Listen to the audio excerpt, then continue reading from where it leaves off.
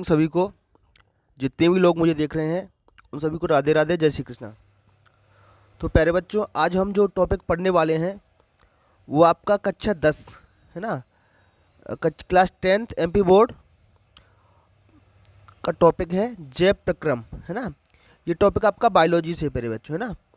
अगर हम साइंस को मोटे मोटे पार्ट में डिवाइड करें तो एक फिजिक्स का कुछ पार्ट रहता है आपका, कुछ टॉपिक रहते हैं बेटा आपके बायोलॉजी के, और कुछ टॉपिक रहते हैं आपके केमिस्ट्री के।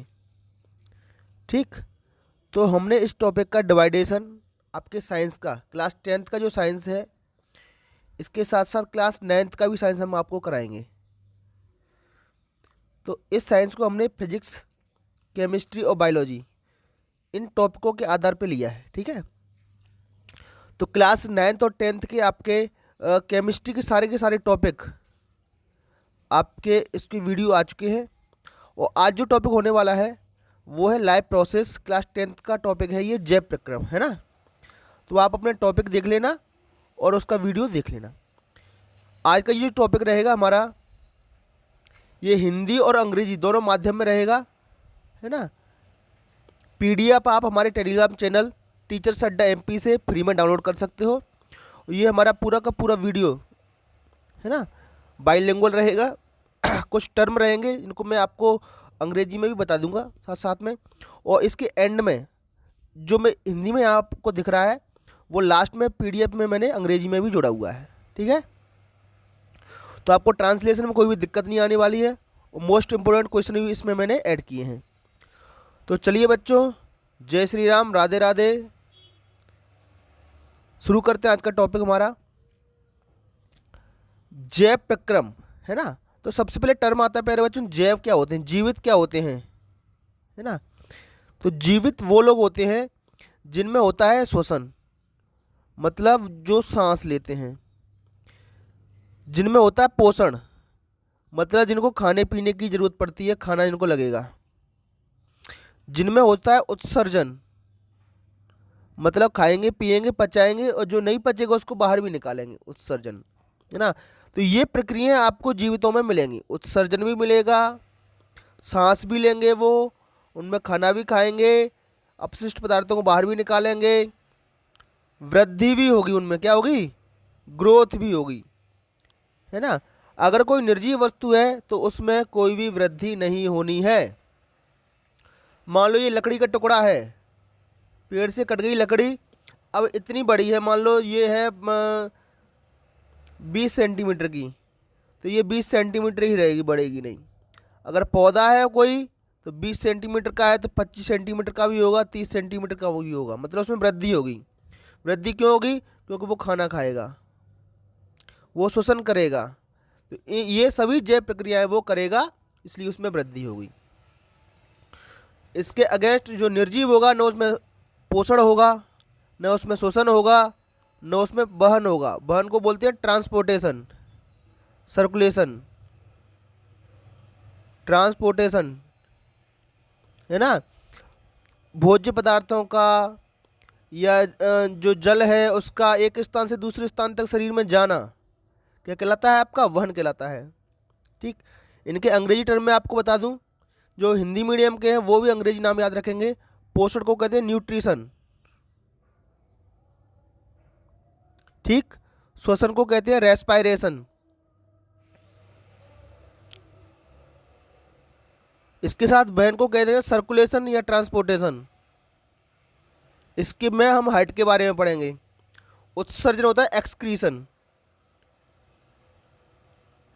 बाकी नीचे आपका पूरा का पूरा जो मटेरियल हिंदी में है वो इंग्लिश में भी आपको मिल जाएगा। ठीक है प्यारे बच्चों, तो जैव प्रक्रम की परिभाषा पढ़ते हैं। जैव प्रक्रम क्या होता है, वे सभी प्रक्रम, है ना, वे सभी सिस्टम जो संयुक्त रूप से एक जीव के लिए, एक ऑर्गेनिज्म, है ना, एक जीव के लिए आवश्यक होते हैं, है ना, वो सब क्या कहलाते हैं, जैव प्रक्रम कहलाते हैं, है ना। अब कौन कौन से जैव प्रक्रम है आपके, पोषण होगा न्यूट्रिशन, श्वसन हो गया सांस भी लेते हैं, वहन मतलब सर्कुलेशन होगा, उत्सर्जन मतलब जो खराब पदार्थ होंगे, अपशिष्ट पदार्थ होंगे जो बाहर भी निकाले जाएंगे, एक्सक्रीशन। तो ये सारे के सारे हमारे क्या हैं, जैव प्रक्रम। इस पार्ट से बहुत महत्वपूर्ण क्वेश्चन बनते हैं, आपके पेपर में आते हैं। तो सबसे पहले जानेंगे पहले जैव प्रक्रम के बारे में, दैट इज पोषण। ठीक है, न्यूट्रिशन। पोषण क्या होता है? पोषण में क्या होगा? भोजन को ग्रहण करना, भोजन को एसिमुलेट करना, भोजन को ग्रहण करना, पचे भोजन का अवशोषण करना मतलब एब्जॉर्प्शन करना, एसिमिलेशन। ठीक है, एब्जॉर्प्शन। और जो शरीर एवं शरीर द्वारा अनुरक्षण के लिए उसका उपयोग, मतलब ये कहलाएगा आपका रेस्पिरेशन। क्या कहलाएगा? श्वसन कहलाएगा। अच्छे से समझ लो प्यारे बच्चों, भोजन को आप ग्रहण करोगे, वो आपका फिर भोजन का पाचन होगा। ठीक, शरीर द्वारा अनुरक्षण एवं उसका उपयोग, ये आपकी सेल में भोजन पहुंच जाएगा, वहाँ पर होगा आपका श्वसन, ऑक्सीडेशन होगा, और उसके बाद शरीर को एनर्जी मिलेगी, है ना। तो भोजन को ग्रहण करना, पचे हुए भोजन का अवशोषण करना और शरीर के द्वारा एनर्जी प्राप्त करना, ये सब किस में आएगा? पोषण में आएगा। किस में आएगा प्यारे बच्चों? ये सब हमारा पोषण में आएगा। पोषण होता है प्यारे बच्चों दो प्रकार का। ठीक है, यहाँ से क्वेश्चन पूछा है इसी तरीके से। पोषण मंत्र बताइए। एक होता है स्वपोषी पोषण, एक होता है विषमपोषी। स्व मतलब स्वयं से पोषण, अंग्रेजी में कहते हैं ऑटो माने स्वयं, AUTO, ऑटोट्रॉप, ऑटोट्रॉप। ठीक है, और विषमपोषी माने अलग अलग तरीकों से भोजन लेते हैं, हेटेरोट्रॉप, HETERO, हेटेरोट्रॉप। तो ऑटोट्रॉप न्यूट्रिशन और हेटेरोट्रॉप न्यूट्रिशन। प्रत्येक क्या होता है? पोषण आप समझ गए, भोजन को ग्रहण करना, उसका पाचन करना और शरीर के लिए ऊर्जा बनाना, क्या कहलाएगा? पोषण कहलाएगा। अब ऑटोट्रॉप कौन से होंगे? जो अपना भोजन स्वयं बनाएंगे। याद रखना, ऑटो माने होता है स्वयं, हिंदी में लिखा है स्वपोषी, मतलब अपना पोषण स्वयं करेंगे, स्वयं भोजन बनाएंगे। विषमपोषी मतलब अपना भोजन दूसरों से लेंगे। ठीक है, तो पोषण का वह तरीका जिसमें जीव मतलब ऑर्गेनिज्म अपने आसपास के वातावरण में उपस्थित सरल अजैव पदार्थों से, अजैव मतलब जो जीवित पदार्थ नहीं है, मतलब आपका CO2 ले लिया वातावरण से, ठीक है, पानी ले लिया, H2O ले लिया, सनलाइट ले ली, ये जीवित तो नहीं है बेटा, है ना। अजैव पदार्थों से अपना भोजन स्वयं बनाते हैं, इसको अंडरलाइन कर लो, स्वयं बनाते हैं, वो क्या कहलाएंगे? ऑटोट्रॉप। समझ गए? पोषण का वह तरीका जिसमें जीव अपना भोजन स्वयं बनाते हैं। किससे बनाते हैं? सरल अकार्बनिक पदार्थों से या कार्बनिक पदार्थों से बनाते हैं, लेकिन कैसे होते हैं? वो अजैव होते हैं, मतलब निर्जीव चीज़ों से अपना भोजन बनाते हैं, वो क्या कहलाएंगे? ऑटोट्रॉप कहलाएंगे। पूरे संसार में केवल पौधे ही एक ऐसे हैं जो ऑटोट्रॉप हैं। उसके अलावा BGA होता है, ब्लू ग्रीन एल्गी, नील हरित शैवाल, जिनमें फोटोसिंथेसिस होता है। हरे पौधों में भी फोटोसिंथेसिस होता है, मतलब प्रकाश संश्लेषण होता है। तो ये सारे के सारे क्या कहलाएंगे? आपके स्वपोषी या ऑटोट्रॉप कहलाएंगे। इसके अगेंस्ट दूसरी चीज आपकी विषमपोषी, हेटेरो। विषम माने दूसरे जीवों से। तो पोषण का वह तरीका जिसमें जीव अपना भोजन स्वयं नहीं बनाते, इसमें स्वयं बनाते हैं और इसमें स्वयं नहीं बनाते हैं, बल्कि अपने भोजन के लिए अन्य जीवों पर निर्भर रहते हैं। किस पर रहेंगे? अन्य जीवों से, मतलब इन पौधों से लेंगे या फिर किसी और अन्य जीव से अपना भोजन ग्रहण करेंगे, वो क्या कहलाएंगे? हेटेरोट्रॉप। क्लियर है प्यारे बच्चों? तो ऑटोट्रॉप और हेटेरोट्रॉप। ठीक है, अब मानव, अब ये मत कहना मानव खाना खुद पकाता है किचन में, बेटा वो किचन में गेहूं कहाँ से आता है? पौधों से। तो अब गेहूं तो नहीं बनाया इंसान ने, ठीक है ना। तो मानव या अन्य जीव सब किस कैटेगरी में आएंगे? हेटेरोट्रॉप मतलब विषमपोषी में। केवल हरे पौधे आएंगे स्वपोषी में। आगे और जानते हैं स्वपोषी पोषण के बारे में। स्वपोषी पोषण हरे पौधों में तथा कुछ जीवाणु, मैंने बताया आपको, blue green algae, blue green algae, नील हरित शैवाल कहते हैं शॉर्ट में हिंदी में इसको, जो प्रकाश संश्लेषण कर सकते हैं। क्या कर सकते हैं प्यारे बच्चों? प्रकाश संश्लेषण कर सकते हैं, मतलब फोटोसिंथेसिस कर सकते हैं। उनमें क्लोरोफिल भी मिलेगा। क्या मिलेगा उनमें?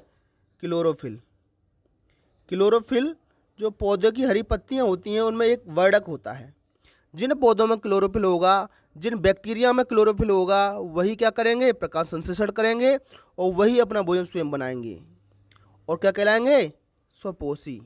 ठीक, अब जानते हैं प्रकाश संश्लेषण क्या होता है ना। प्रकाश संश्लेषण से पौधे अपना भोजन बनाते हैं। शॉर्ट में समझो प्यारे बच्चों, पौधे अपना भोजन बनाते हैं, पौधों को हम कहते हैं स्वपोषी। तो प्रकाश संश्लेषण क्या है समझो, इसको बोलते हैं अंग्रेजी में photosynthesis, PHOTO, photo THESIS। English medium वाले पढ़ेंगे इसको फोटोसिंथेसिस। देखो बेटा, फोटो माने होता है प्रकाश, ठीक है, सिंथेसिस माने कुछ बनेगा, ठीक है, प्रकाश के द्वारा इसमें कुछ बनेगा।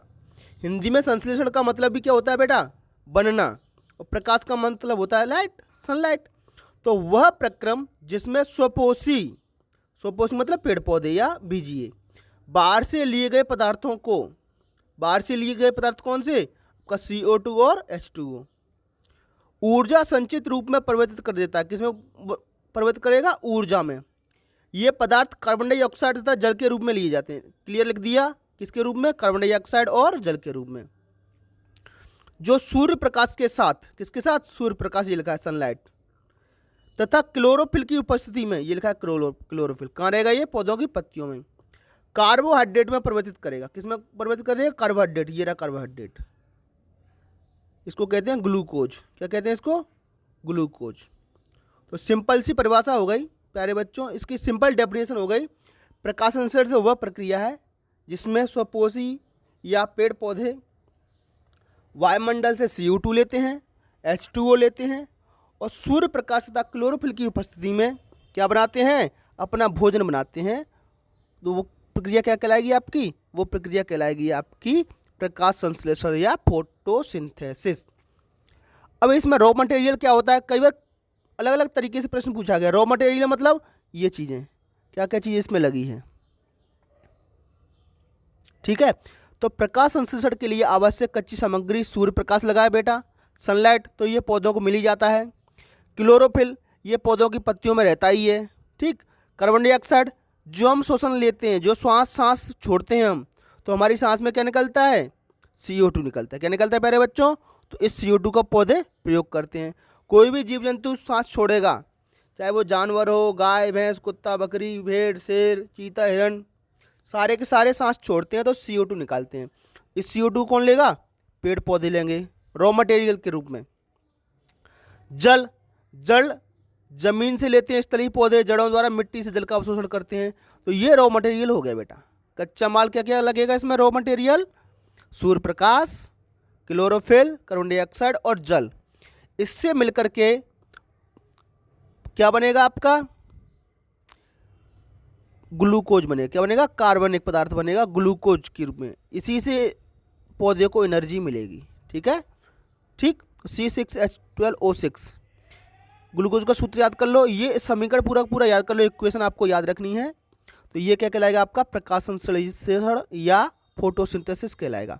अब इस प्रक्रिया में बेटा डायरेक्ट आपको दिखती है ऐसे, तो ये किस प्रकार से अंदर केमिकल और रिएक्शन क्या होती है उसको भी जानना जरूरी है, कई बार पेपर में पूछा गया है।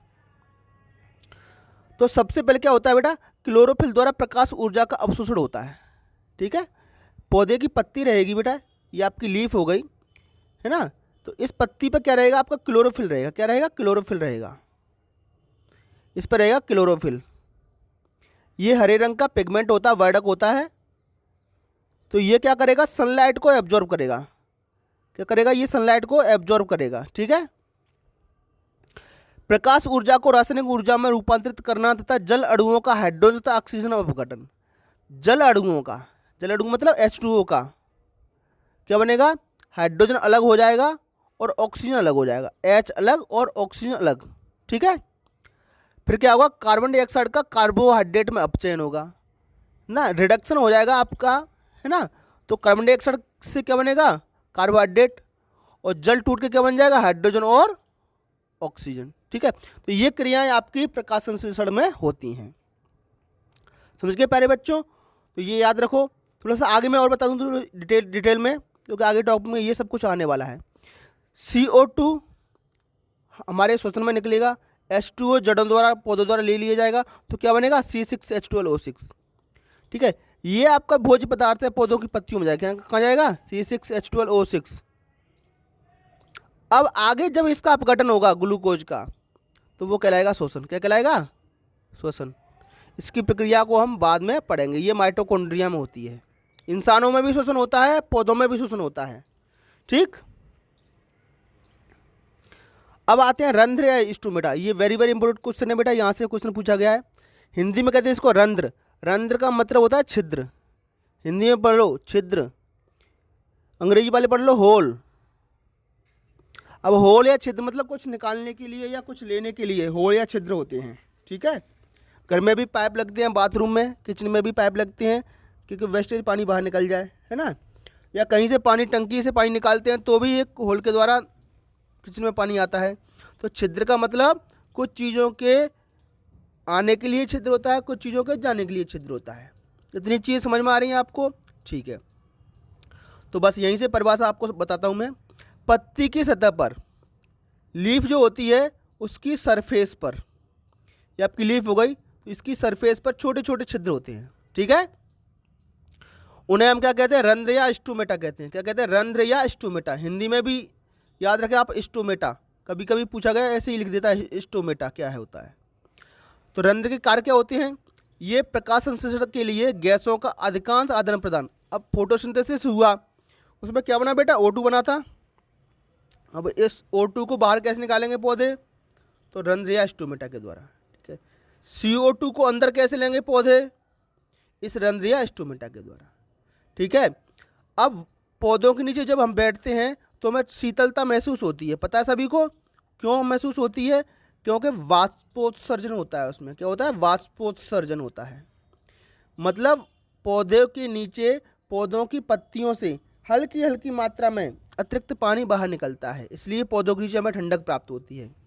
तो पत्तियों से पानी बाहर निकलता है जल वाष्प के रूप में, है ना, वाटर वेपर के रूप में, इसलिए हमें ठंडक महसूस होती है पेड़ पौधों के नीचे। किससे निकलेगा, छिद्र से। छिद्र का नाम क्या है, रंध्र या स्टोमेटा। क्लियर है प्यारे बच्चों। ये डायग्राम है, ऐसा का ऐसा आप बना लेना, हिंदी मीडियम वाले, इंग्लिश मीडियम वाले। ये पत्ती की काट है ना, उसमें छोटे छोटे, ये एपिडर्मिस से बाहरी कोशिका है ना। इसके पास में ये जो छिद्र दिख रहा है आपको, ये इसको बोलते हैं रंध्र छिद्र या स्टोमेटा। और इसके पास में जो सेल है उसको कहते हैं गार्ड सेल, है ना।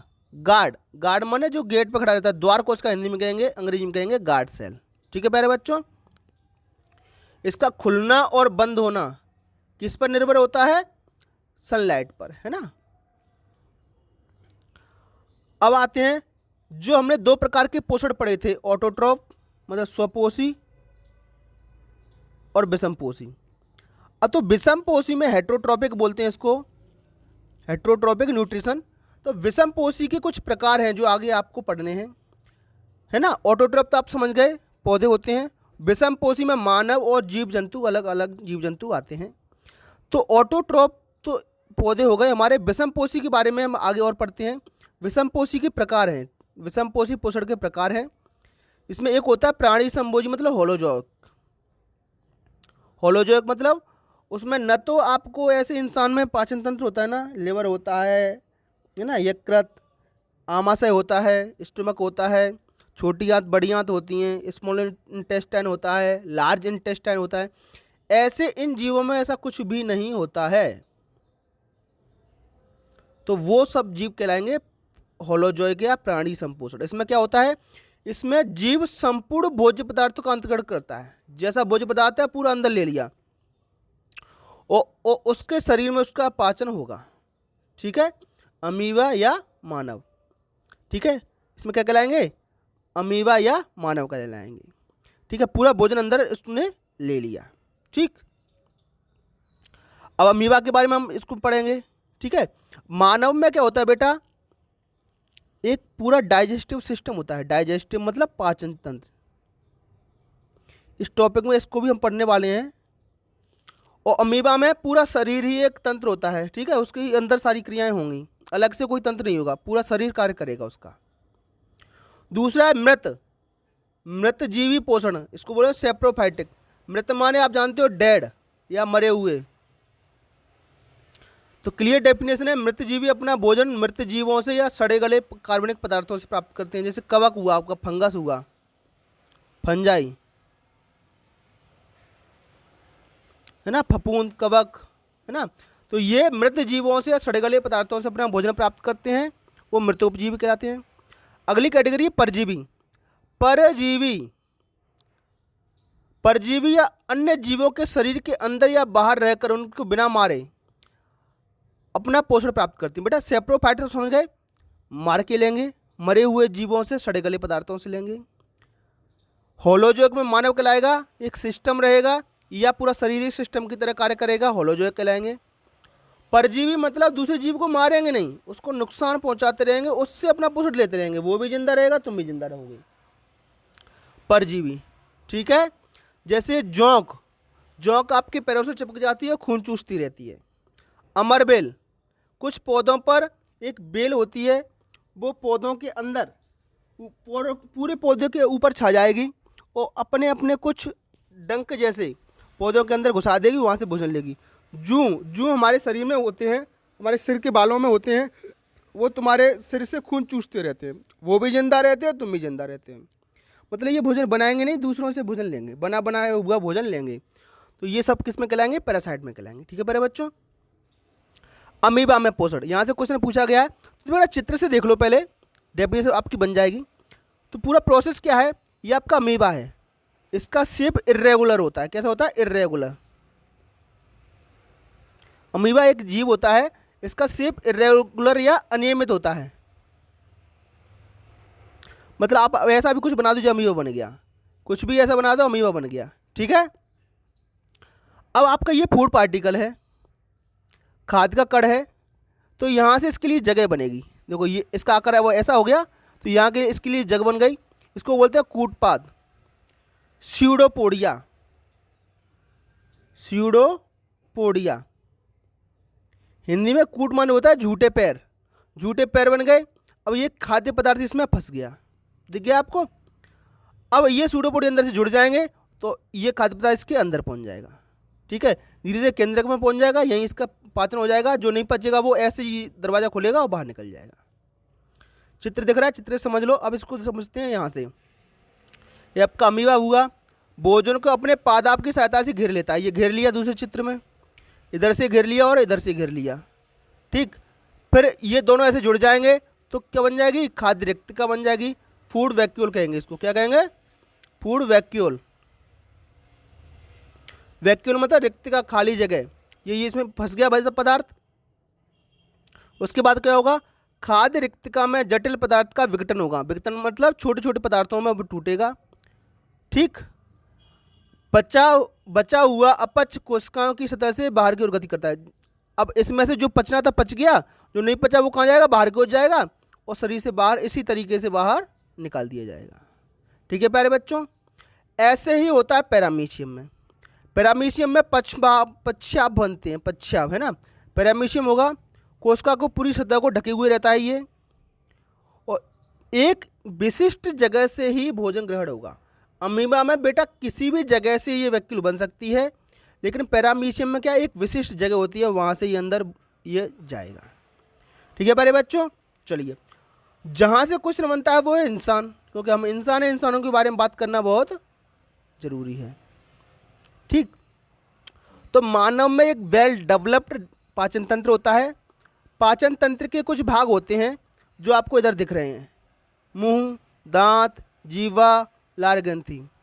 उसके बाद फेरिंग्स आएगा, ग्रसिका आएगी, भोजन ग्रसिका आएगी, है ना। ये चित्र देख लो जरा, ये आपका जी रही, ये मुख गुहा होती है, बक्कल कैविटी होती है, मुख गुहा। मुंह में जीभ होगी, दांत भी होंगे, लार ग्रंथि भी होंगी। यहाँ से भोजन इस नली के द्वारा जाएगा कहाँ? आपके इस आमाशय में, जिसको आप बोलते हो पेट। आमाशय मतलब स्टमक। ये क्षुद्रांत होती है, मतलब इसको बोलते हैं स्मॉल इंटेस्टाइन। इंटेस्टाइन मतलब आंत। हिंदी मीडियम वाले अंग्रेजी नाम याद रखेंगे। बृहदांत होती है, ये होती है बड़ी आंत। तो बिग, स्मॉल के क्या कर देंगे? Big intestine. ये एनस होती है, जहाँ से पचा हुआ भोजन बाहर निकलता है। तो यहाँ से भोजन जाएगा मुंह में, मुंह में लार मिलेगी, लार ग्रसनी के द्वारा जाएगा आमाशय में, आमाशय में क्या होगा, भोजन इकट्ठा होता है, और जठर रस के द्वारा, जठर रस मतलब HCl रहता है आपके पेट में, क्या रहता है प्यारे बच्चों, HCl। तो ये जो प्रोसेस है, इस प्रोसेस को बेटा हम नेक्स्ट पार्ट में पढ़ने वाले हैं, ठीक है। तो यहाँ तक आपका ये सिस्टम था। अगले इसके पार्ट में हम जानेंगे पूरे के पूरे पाचन तंत्र को समझेंगे। ये डायग्राम बेटा पढ़ लेना अच्छे से, तो अच्छा समझ में आएगा, ठीक है। तो इस क्लास को बच्चों यहीं रोकते हैं। नेक्स्ट क्लास में इसका पार्ट 2 आने वाला है। क्या आएगा प्यारे बच्चों, पार्ट 2। पार्ट 2 में हम पूरा पाचन तंत्र और हार्ट पढ़ेंगे, सर्कुलेशन, इसके साथ साथ में श्वसन और पढ़ेंगे उत्सर्जन, ठीक है। तो ये मानव से संबंधित रह गए हैं, बाकी जो पौधों से संबंधित है आपका ये इतने में फिनिश हो गया है, ठीक है प्यारे बच्चों। तो चलिए, आपका दिन शुभ हो। हमारी वीडियो पर आने के लिए आपका बहुत बहुत धन्यवाद, और ज़्यादा से ज़्यादा बच्चों को इस वीडियो को शेयर करो ताकि वो भी लाभ इसका उठा पाएँ।